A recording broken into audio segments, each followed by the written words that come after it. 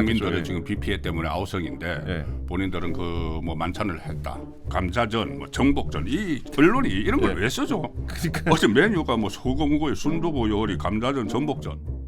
내란 특검이 또 대대적으로 압수수색을 했습니다. 압수수색을 했는데 소방청하고 소방재난본부 등에 압수수색을 하기도 했습니다. 그러니까 왜 폭우 대응으로 바쁜 소방당국을 굳이 엄청난 수해 피해 상황에서 수사를 하는지 비판이 좀 제기가 됐습니다. 물론 압수수색할 수 있습니다만 왜 하필이면 어제 폭우 대응으로 바쁜 기관에 압수수색을 했냐 이렇게 비판이 좀 제기가 됐어요. 뭔가 뭐 쫓기는 것 같아요. 네. 뭔가 쫓기는 것 같은데 예. 어제 그 압수수색을 한 이유가 그 이상민 전 행안부 장관이 그때 예. 비상계엄 때 단전 단수 일부 언론사에 대해서 또 여론조사 기관에 대해서 단수를 지시를 했다. 예, 예. 그런 혐의가 그때 경찰청에서도 이 수사를 했어요. 예. 압수수색도 하고 했습니다.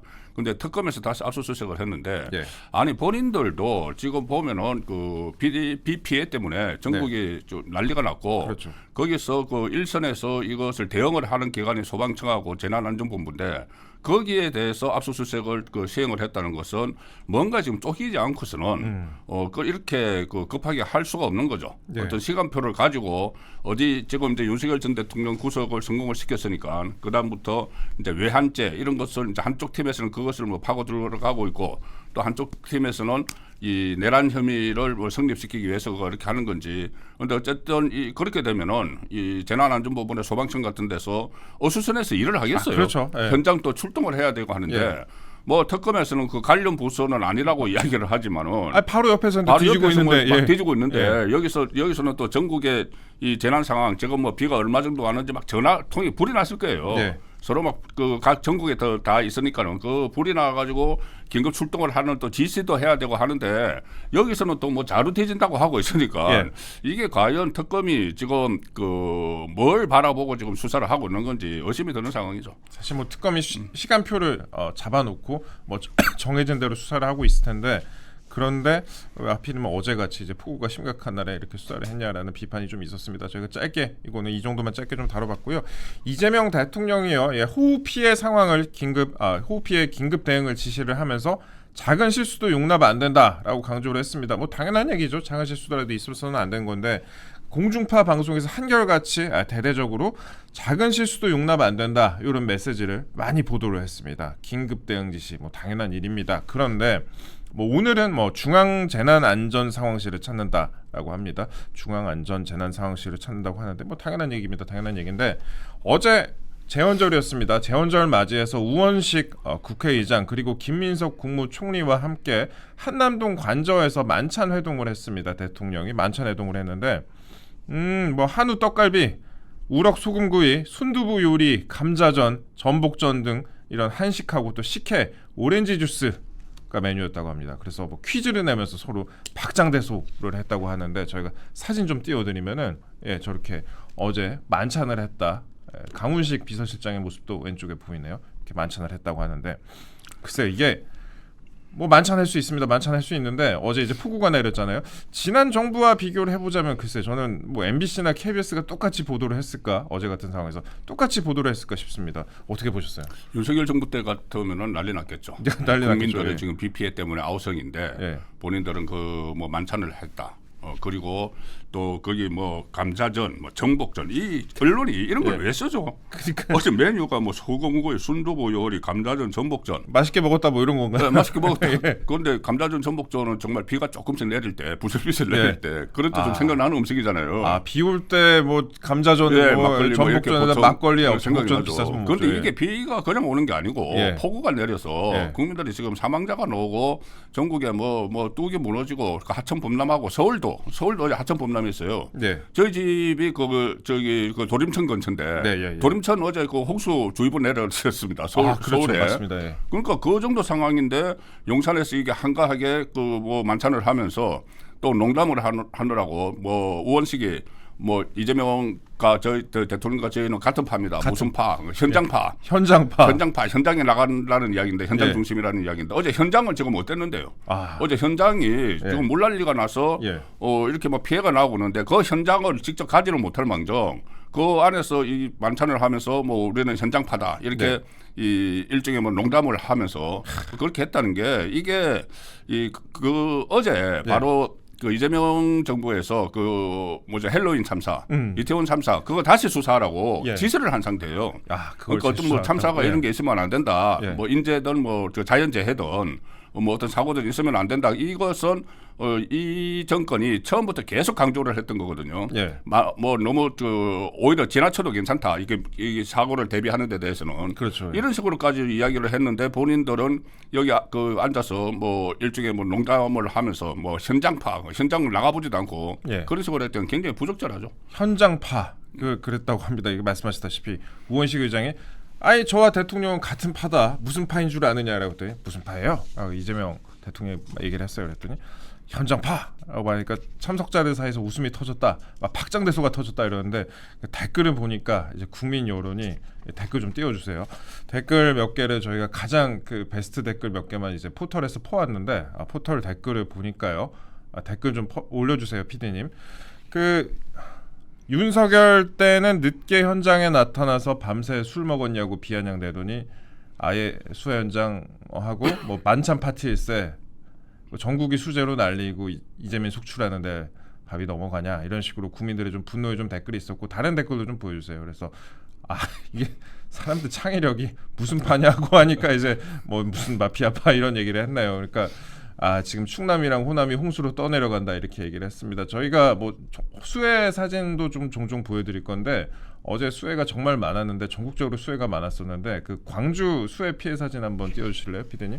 그래갖고 이게 광주에서 하천이 범람해가지고 저렇게 그냥 다 잠겨 있는 모습들을 좀 볼 수가 있었고 뭐 지하철도 완전히 잠겼다고 하더라고요. 그래서 그 지금 여건에 대해서 80% 넘게 지지를 했었던 그 광주 같은 경우에도 저렇게 물난리가 굉장히 심각했었는데 현장파다 이러면서 좀 파한대소했던 박장대소했던 그런 모습을 두고 온라인에서도 좀 비판이 많이 제기가 됐었다 이런 말씀 좀 짧게 좀 드리겠습니다. 뭐 오늘은 뭐 방문을 한다고 합니다. 뭐 현장파라고 하니까 오늘 그래서 중앙재난안전상황실을 찾는다고 하는데 저는 뭐 과거 윤석열 정부나 보수 정권에서 비슷한 일이 있었다면 과연 언론이 이런 식으로 보도를 했을까라는 생각이 먼저 들더라고요. 그 세월호 때 컵라면 먹었다고 그러니까. 그렇게 됐었던 장관도 있었고 그랬는데 짧게 좀 말씀을 드렸고 저희가 김민석 총리 관련해서 뭐 아까 이제 만찬 얘기를 좀 드리기도 했었지만 제가 제보를 하나 받았습니다. 제보를 하나 받았는데 이제 송국권 본부장님하고도 아까 잠깐 얘기를 했었는데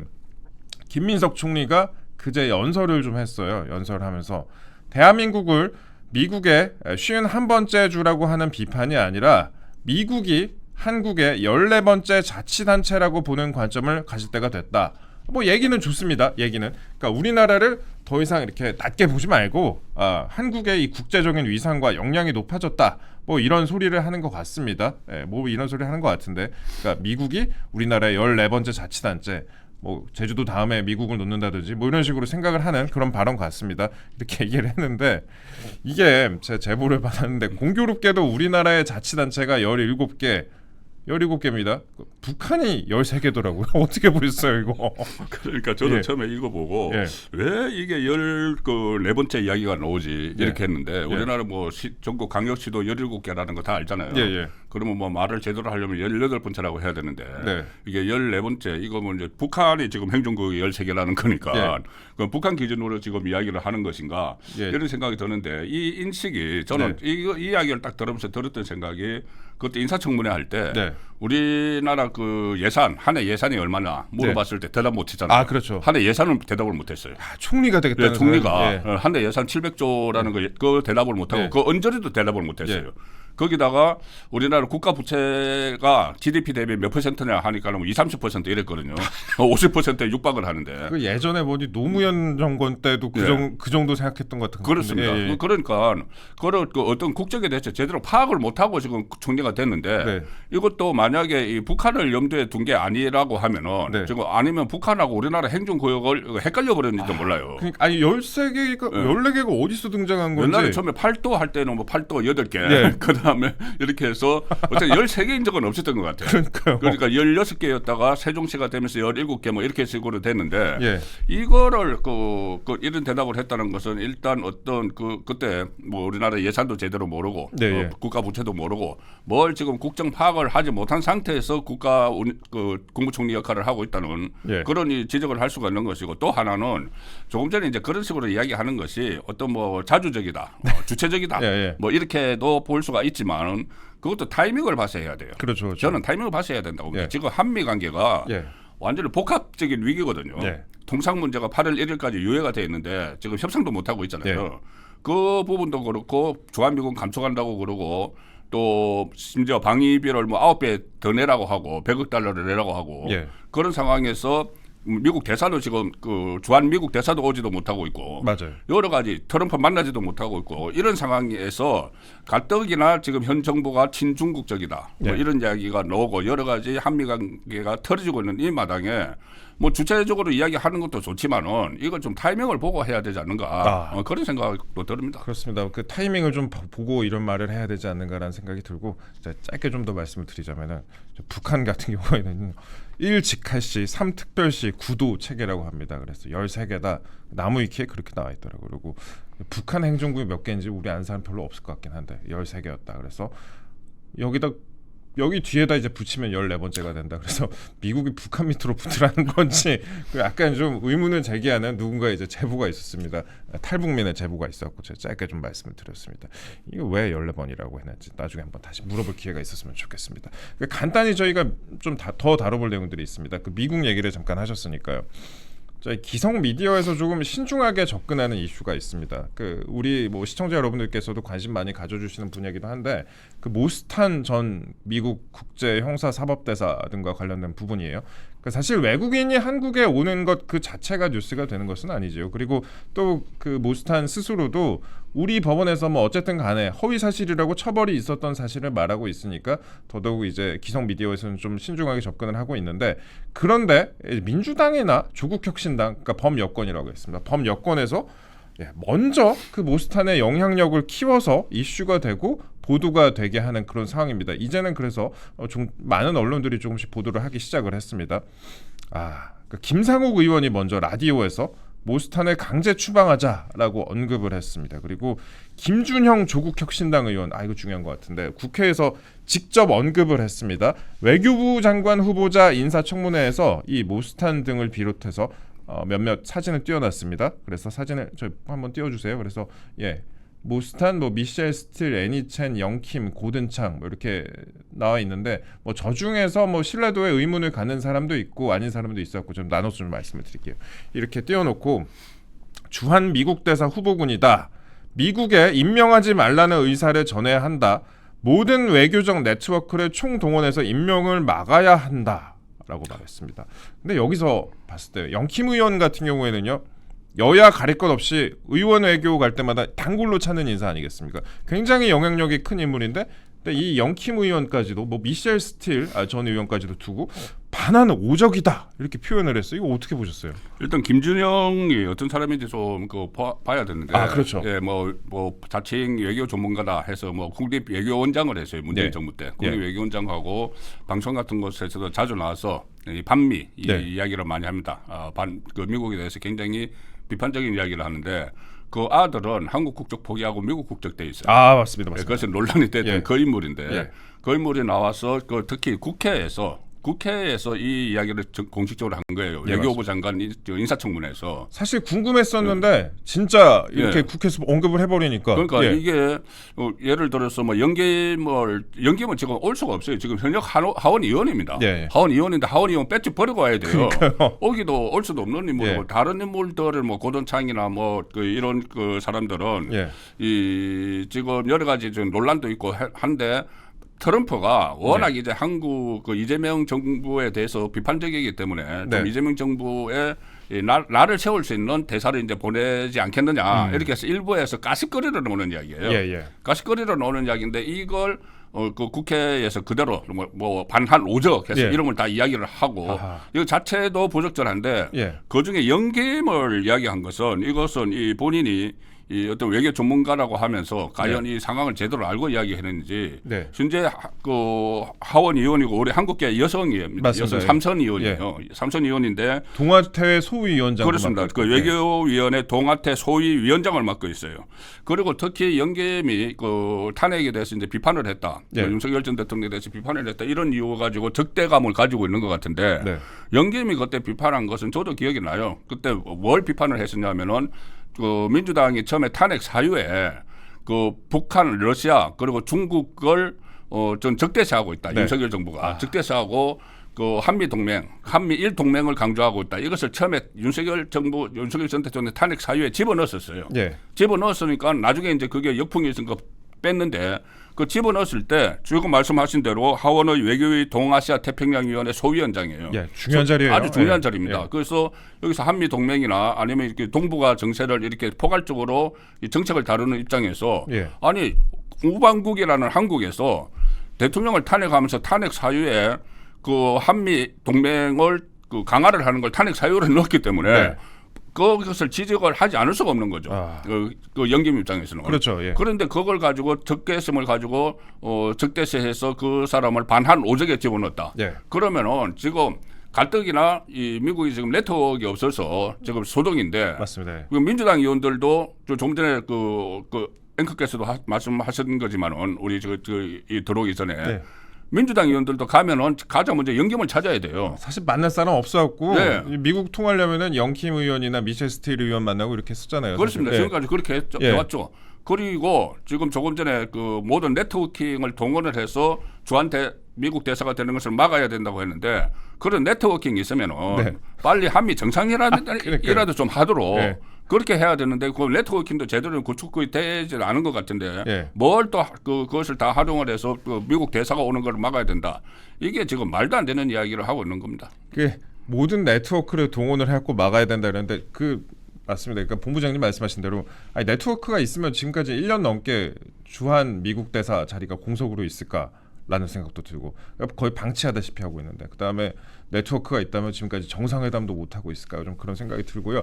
그 다음에 뭐 반한 오적이다 해가지고 그 사진을 띄워놓고 공격을 하기도 했었는데 사실 이런 인물들에 대해서 거론이 되는 게 아까 이제 본부장님도 말씀하시다시피 워낙에 그 트럼프 미국 대통령이 뭐 예를 들어 본인 약간 특이한 인사를 많이 하기도 하고요. 그 다음에 반중 같은 인사를 많이 하기도 해서 실제로 이제 데이비드 퍼듀 주중대사도 그렇고 조지 글래스 주일대사도 그렇고 미국 입장에서는 모두 반중 정치인인 상황입니다. 그래서 한국에도 충분히 이렇게 거론이 되는 이런 인사들을 대사로 보낼 수 있는 거 아니냐 그런 관측이 나오기도 했고요. 물론 그중에서 영킴 같은 경우에는 지금 현역 의원인데 그 현역 의원이고 우리나라를 위해서 굉장히 또 목소리를 많이 내고 있고 그다음에 그 미국의 대한반도 정책에 대해서 굉장히 영향력이 큰 인물인데 동아태위 소위원장을 맡고 있어서 그런 인물에게까지 지금 범여권에서 반한 오적이다 라면서 손가락질하는 거 과연 옳은 것이냐라는 그런 비판이 좀 제기가 되고 있습니다.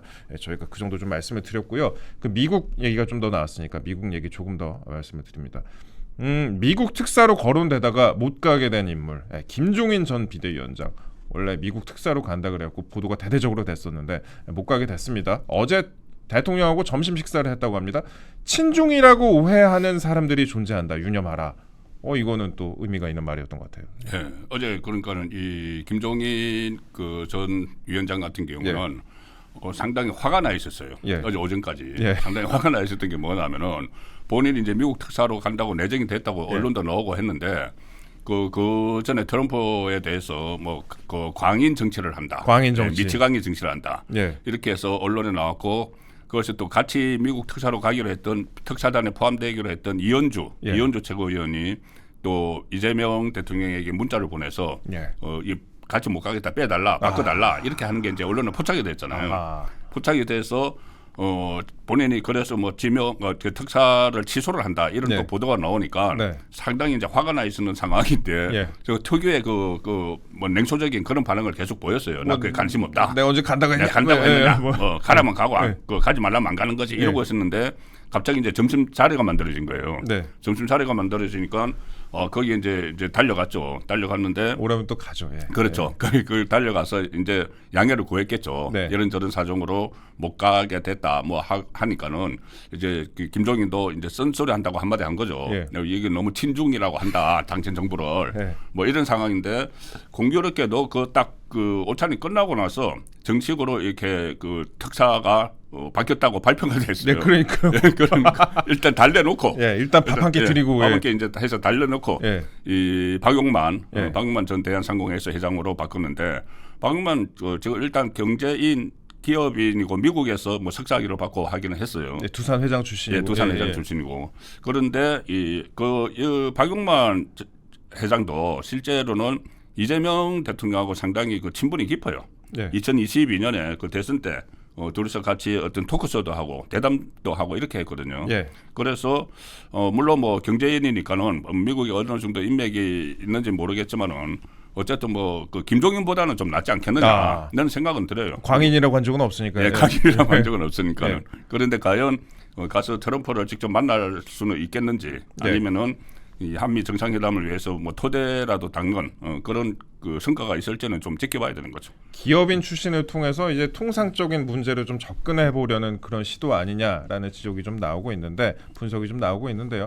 글쎄 그 박용만 회장이 아까 이제 말씀하신 것처럼 뭐 미국에 유학한 경험이 있기는 하지만 트럼프 쪽에 다이렉트로 뭔가가 있긴 할까라는 그런 좀 의문이 나오고 있는 그런 시선도 있습니다. 그리고 실제로 이제 트럼프 대통령이요 최근에 뭐 여러 가지 메시지를 내고 있습니다. 그래서 지금 뭐 그 일본 같은 경우에는 25%로 그냥 갈 수도 있다 이런 식으로 메시지를 내기도 했어요. 그래서 트럼프 대통령이 우리나라의 경우에도 이제 일본하고 똑같이 관세 25%를 좀 적용을 한 상황인데 지금 글쎄요. 그 지금 미국 전문가들의 경우에는요. 한국이 트럼프하고 협상을 잘 해도 관세율이 15%에서 18% 정도는 적용받을 가능성이 크다라는 그런 분석을 내놓고 있습니다. 조금 전에 이제 보도가 있었고 제가 짧게 좀 말씀을 드리면요. 비먼 전 USTR 대표부가 품목별 관세 일부 완화 가능하지만 많이 내줘야 할 것 같다. 그리고 나는 트럼프 대통령이 성공적인 합의라고 볼 만한 합의를 하면 한국의 관세가 15에서 18% 정도가 될 가능성이 크다고 생각한다라고 말했습니다. 그래서 여전히 매우 큰 관세가 될 것이다. 이렇게 좀 관측을 하고 있습니다. 그런 상황인데 지금 조현 외교부 장관 후보자는 2주 내로 미국과 협상 가능할 것으로 본다. 관세 협상 관련해서 2주 내로 미국과 협상 가능할 것으로 본다. 또 이렇게 답변을 했어요. 어떻게 보십니까? 그러니까 8월 1일이 그 지금 어떻게 보면 마지노선이죠. 그때까지 그 협상을 그러니까 유예를 해놨기 때문에 시행을 유예를 해놓은 거예요. 그때 협상이 안 되면 바로 25% 들어가는 겁니다. 그럼 우리나라 자동차하고 반도체가 엄청난 타격을 받게 되는 거예요. 그렇죠. 그런데 저는 계속 이게 아쉬운 것이 우리가 이게 타이밍을 놓쳤습니다. 트럼프하고 협상을 하는 타이밍이 그때 한덕수 대통령 권한 대행 체제 때 그때 트럼프를 만나기 위해서 한 70개국 이상 정상들이 줄을 섰어요. 협상을 하려고. 그러니까 개별적으로 그때 다 협상을 했잖아요. 그렇죠. 그러니까 또 줄을 서서 뭐 하루에 2-3명씩의 뭐 외국 정상들도 만나고 막 그렇게 했거든요. 그리고 그 협상단이 막 가고 했는데 그때 트럼프가 5나라를 딱 꼽았어요. 우리나라하고 일본하고 이 인도 맞습니다. 그리고 저 캐나다 호주인가요? 이렇게 영국하고 이렇게 5나라를 꼽아서 이 5나라는 우리하고 그 군사 동맹이 있는 나라고 그런 그 특수한 관계가 있으니까 우선 협상 대상으로 꼽았어요. 그런데 그때 이재명 후보 쪽에서 협상하지 말라고 했습니다. 협상하지 말라고. 왜 그러냐면은 우리들이 정권을 잡을 테니까 우리가 협상을 해야 된다. 그러니까 협상하지 말라고 해서 그때 뭐 안덕건 산업통상자원부 장관도 가고 그다음 최상목 부총리도 가고 해서 그때 한때 한덕수 대통령 권한 대행이 가서 트럼프와談판을 해야 된다는 이야기까지 나왔었어요. 네. 일부에서 그렇게 나왔습니다. 실제 그렇게 했어야 돼요. 그렇죠. 예. 왜냐 한덕수는 그래도 주미 대사를 지냈고 네. 통상교섭본부장까지 했습니다. 네. 전문가예요. 네. 그러면 충분히 그때 우리가 선제적으로 가서 다른 나라보다는 유리한 그런 입장에서 협상을 할 수가 있었는데 네. 그걸 하지 말라고 했습니다. 우리가 하겠다고. 예. 그런데 지금 막상 집권을 하고 나니까는 그럴 역량이 없잖아요. 예, 예. 역량이 없는데 본인들이 하겠다고 해서 그때 협상을 진척을 그러니까 좀 더디게 해놨기 때문에 네. 지금 와서 지금 조금 전에 2주 내로 하겠다고 하는데 8월 1일까지 지금 2주도 채 안 남았죠. 지금까지 뭐 해놓고 지금까지 예. 뭐 하고 그러니까 예. 지금까지 뭐 하고 지금 딱 그 코앞에 닥쳐가지고 이것을 하겠다고 하니까 지금 국민들이 여기 불안하고 국민들도 그렇지만 그 특히 이 경제인들이 지금 초비상 상황입니다. 그렇죠. 예. 네, 그래서 이게 과연 이 정부가 이 정권이 이런 문제를 감당할 능력이 있는지 저는 그런 문제까지 근본적인 문제까지 저는 회의를 좀 품고 있어요. 예, 경제인들이 초비상 상황이다 말씀하셨습니다. 그 법인세 같은 경우에도 윤석열 정부에서 내렸던 걸 다시 올린다 뭐 이런 얘기도 나오고 있고 그런데 지금 트럼프 대통령이 인도하고 EU는 협상에 근접했다. 나머지 150개국에는 10 또는 15%의 단일 관세를 적용할 것이다 이런 메시지를 내놓고 있습니다. 근데 지금 우리나라가 뭐 협상을 잘 해도 15에서 18%의 관세가 적용될 가능성이 크다 이런 관측이 나오고 있는데 이거 좀 중요한 상황입니다. 그런데 지금 조현 외교부 장관 후보자 청문회에서 나온 답변 하나 말씀드릴게요. 대통령의 중국 전승절 참석 여부에 대해서 확정적인 답변이 어렵다라고 하면서 답을 피했습니다. 전승절 참석 여부에 대해서 확정적인 답변이 어렵다. 간다 안 간다 밝히지 않았습니다. 그리고 한미 정상회담 전에 전승절에 참석을 하게 되면은 한미 동맹 기조에 혼선으로 작용할 우려가 크다라고 질문을 하니까 그런 일은 없을 것 같다라고 일축을 했는데 이거는 회담 후에 전승절에 참석한다는 것으로 이해를 해야 하는 건지 아니면 전승절에 먼저 참석을 해도 한미동맹에 혼선이 없다는 의미인지 이거 불확실합니다. 이거 어떻게 보셨어요? 일단 지금 뭐 뚜렷한 기준이 없는 것 같아요. 예. 기준이 없고 어쨌든 그 국익을 위해서면은 트럼프를 먼저 만나서 이제 8월 1일 전이라도 지금 만나서 협상을 하고 해야 되는데 예. 거기가 지금 불확실하니까 계속 이게 트럼프를 먼저 만날지 아니면 시진핑 만나서 어떤 뭐 전승절에 갈지 이게 어떤 뚜렷한 기준이 없이 되는 대로 이제 하자는 거 이야기 같아요. 예, 협상 예. 그 어떤 일정이 조율되는 대로 하겠다는 그렇게밖에 해석이 안 되는데 예. 이게 전승절이 9월 초거든요. 예, 그렇죠. 9월 초인데 그러면은 그때까지 못 만나면 그 다음에 이제 유엔 총회가 있습니다. 유엔 맞습니다. 총회는 우리 대통령이 항상 가서 예. 만나니까는 그러면 먼저 시진핑을 먼저 만나버리는 이런 또 상황도 그 예상이 되거든요. 예, 예. 그러니까 이 상황에서 여기 미국에 관한 특산 문제 예. 이런 것까지도 지금 혼선이 빚어지고 있고 이렇게 하고 또 지금 그 어쨌든 모스탄 그 대사가 네. 가서 또 트럼프를 또 만난다는 거잖아요. 한국에 와서 어쨌든 본인의 입장에서는 네, 본인은, 한국에 와서 완전 푸대접을 당한 거죠. 뭐 형사 고발을 하고 수사를 한다고 하고 네. 그런 상황에서 가서 이제 트럼프와 만나서 또 어떤 이야기가 나오고 하면은 이게 더욱더 이게 좀 그 간극이 벌어지는 네. 좀 미국하고 간극이 벌어지는 그런 상황이 오지 않을까 상당히 뭐 우려가 됩니다. 지금 그렇습니다. 그러니까 아까도 저희가 말씀드렸다시피 2주 안에 2주도 제대로 남지 않았죠. 그래서 미국하고 협상이 가능할 것으로 본다라고 답변을 했는데 글쎄 좀 쉽지 않은 상황이다 이렇게 설명을 좀 드리고 그 지금 뭐 예전의 외교 관계하고는 다른 상황들이 많이 좀 펼쳐지고 있어요. 트럼프 행정부에서는 뭐 지금 주중 대사나 주일 대사의 경우에도 반중 인사들을 보내기도 하고 그렇기 때문에 우리나라에도 어떤 일이 있을지 모른다 이렇게 좀 설명을 간단히 좀 드리겠습니다. 마지막으로 요거 하나만 좀 여쭤볼게요. 그 보좌관 출신 친명 인사 김영진 의원 이따가 이제 저 강대규 변호사하고도 말씀 나눠보겠지만 강선우 지키기에 반기를 들었다. 민주당이 쪼개졌다라고 얘기가 나오고 있습니다. 보도가 나오고 있는데 대통령실에서 뭐 1+ 알파 낙마 유력이 거론이 되고 있다. 뭐 주말 중에 최종 결론이 나지 않을까라는 관측이 나오는데 여기서 본부장님 예측 하나 해주신다면은 강선우 낙마할까요? 낙마할 것 같습니다. 낙마할 것 같습니다. 왜냐하면 예. 제가 며칠 전까지는 예. 이진수 그 교육부총리 후보자만 낙마시키고 예. 강선우는 살릴 거라는 생각을 했거든요. 왜냐하면은 그 이재명 대통령이 그때 그 조갑제 그리고 정규제 예. 이 언론인 두 사람을 만나서 예. 그런 이야기를 했지 않습니까? 이진숙은 내가 추천한 게 아니다. 외부에서 추천했다. 그렇죠. 제가 이제 누가 추천했는지 제가 알고 있어요. 예. 충청권에 이제 민주당 의원이 추천을 한 걸로 알고 있는데, 예. 그러니까 이게 본인이 발탁한 게 아니니까는 내칠 수도 있는 거예요. 예. 근데 강선우에 대해서는 뭐라고 했냐면은 예. 그 여성 목소로 참 저 다른 사람은 구하기도 어렵다 이런 취지로 이야기를 했거든요. 예. 같은 여성이지만은. 네. 그래서 강선우는 그 전에 또 이부자리도 펴주고 이렇게 저 예. 충청파잖아요. 예. 강선우 살린다고 생각을 했는데 최근에 변수가 예. 좀 전에 말씀하신 대로 김영진 의원 그렇죠. 거기는 예. 친명 그 7인의 멤버고 친명 핵심이거든요. 예. 그런데 본인이 보좌관 출신이에요. 보좌관 출신인데 보좌관들이 지금 덜끓고 있는 거죠. 예. 민주당의 보좌관 출신 국회의원들이 상당히 많습니다. 네. 국민의힘보다 많아요. 훨씬 많아요. 네.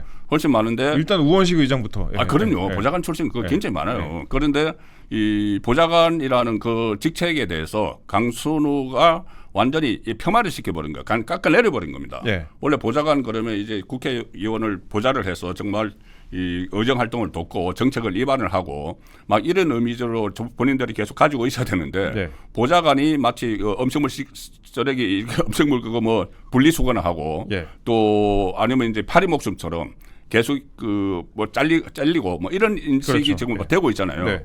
그러니 민주당의 보좌관 출신들이 친명 중에서도 많은데 상당히 굉장히 반발을 해서 강선우에 대해서 반발을 해서 네. 그리고 또 그 반발도 있고 또 민주당의 보좌진 협의회 네. 협의회 민보협. 네. 회장이나 아니면 역대 회장들이 강선우는 안 된다는 이야기를 지금 하고 있잖아요. 네. 그것을 과연 이 극복을 하고 그 강선우를 살릴 수 있을 것인지 저는 좀 회의가 들어요. 이제는. 예. 그래서 아마 두 명 다 예. 낙마할 가능성이 저는 있다고 봅니다. 현역 의원 최초의 낙마 기록을 쓸 것으로 관측을 하셨습니다. 예, 저도 느낌이 좀 비슷한데, 예, 한번 다음 주에 확인을 해보면 될 것 같습니다. 예, 지금까지 송국건 본부장님과 함께했습니다. 감사합니다. 예, 감사합니다. 예.